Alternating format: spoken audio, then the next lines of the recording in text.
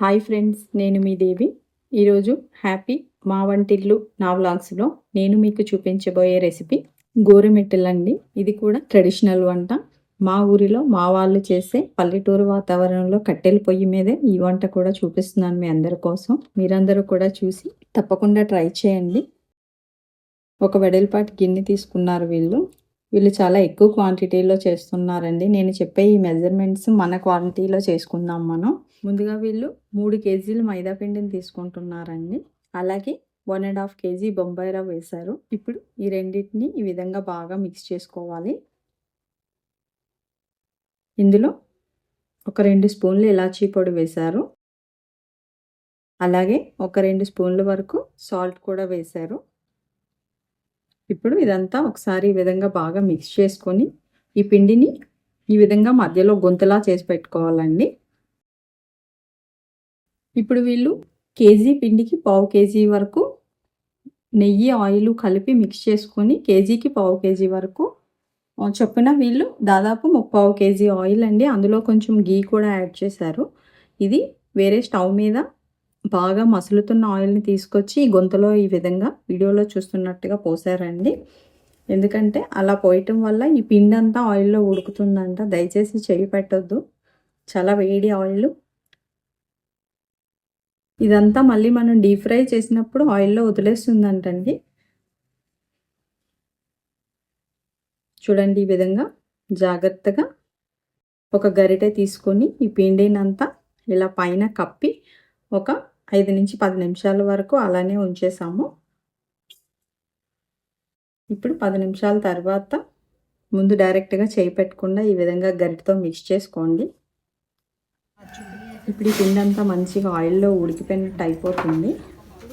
ఇప్పుడు గోరువెచ్చగా అయిన తర్వాత ఒకసారి హీట్ చెక్ చేసుకొని మీరు చేతితో ఈ విధంగా కొద్దిగా తీసుకుంటూ అవసరమైనంత వాటర్ యాడ్ చేసుకుంటూ ఈ విధంగా కలుపుకోవాలండి.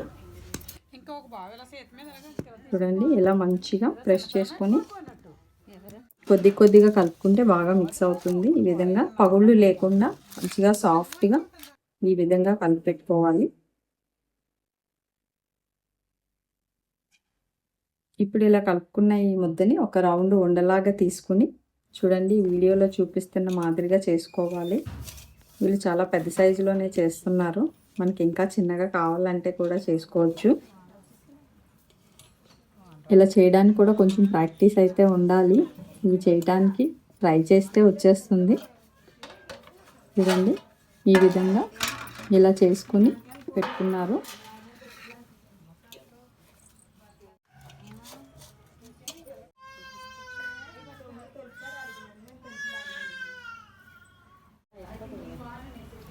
ఇప్పుడు ఒక పక్క కట్టెల పొయ్యి మీద ఆయిల్ పెట్టేశారండి ఆల్రెడీ. ఈ విధంగా మరుగుతున్న ఆయిల్లో ఇది వేసుకొని ఈ విధంగా డీప్ ఫ్రై చేసుకోవాలి. చూడండి, ఇవి మంచి గోల్డ్ కలర్లోకి వస్తాయి.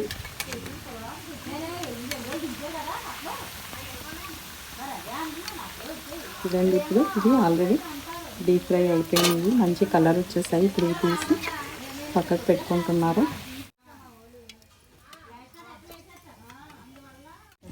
అలాగే పంచదార పాకానికి రెడీ చేస్తున్నారండి. ఈ విధంగా ఒక గిన్నె తీసుకొని వీళ్ళు 3 కేజీలు షుగర్ వేశారండి. అలాగే షుగర్ మలిగే వరకు వాటర్ కూడా పోసారు. దాదాపుగా మనం 3 కేజీలు మైదా పిండి, కేజీన్నర బొంబాయి రవ్వ అంటే 4.5 కేజీ అండి టోటల్ పిండి. దానికి 3 కేజీల వరకు షుగర్ వేసుకున్నారు. ఇప్పుడు దీన్ని పొయ్యి మీద పెట్టి ఈ విధంగా కలుపుకుంటూ పాకం రెడీ చేసుకోవాలి. చూడండి, పాకం ఈ విధంగా మరుగుతుంది.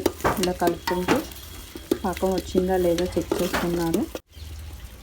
ఇప్పుడు ఈ పాకాన్ని ఇలా టచ్ చేసి చూస్తే మనకి ఈ విధంగా వీడియోలో చూస్తున్నట్టుగా 2 ఫింగర్స్ అతుక్కోవాలండి.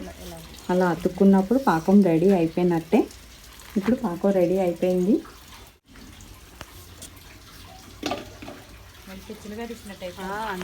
ఇప్పుడు ఈ డీప్ ఫ్రై చేసిన గోరుమిటీలన్నీ ఒక వెడల్పాటి బాండీలోకి ఈ విధంగా పెడుతున్నారు.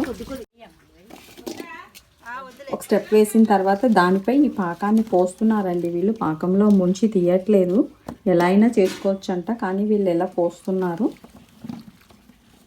ఇలా స్టెప్ బై స్టెప్ పెట్టి ఈ విధంగా పోసి వీళ్ళు జస్ట్ గిన్నెతోనే ఈ విధంగా కిందకి పైకి మూవ్ చేసి కలుపుతున్నారండి. చూడండి, ఈ విధంగా పాకం పైన పోస్తూ ఈ విధంగా గిన్నెలో వేసుకొని కొలుపుకుంటున్నారు. ఇలా అన్నీ వేసేసి పాకం కూడా వీళ్ళు కరెక్ట్గా చేశారండి. ఇలా పోయటం వల్ల ఏంటంటే మనకి కావాల్సినది గవ్వ పీల్చుకున్న తర్వాత కొంచెం పాకం మిగిలిపోతుందండి, అడుగు వెళ్ళిపోతుంది ఎక్స్ట్రా ఉంటే. దాన్ని మనం వేరే ఏదైనా స్వీట్స్లోకి యూజ్ చేసేసుకోవచ్చు.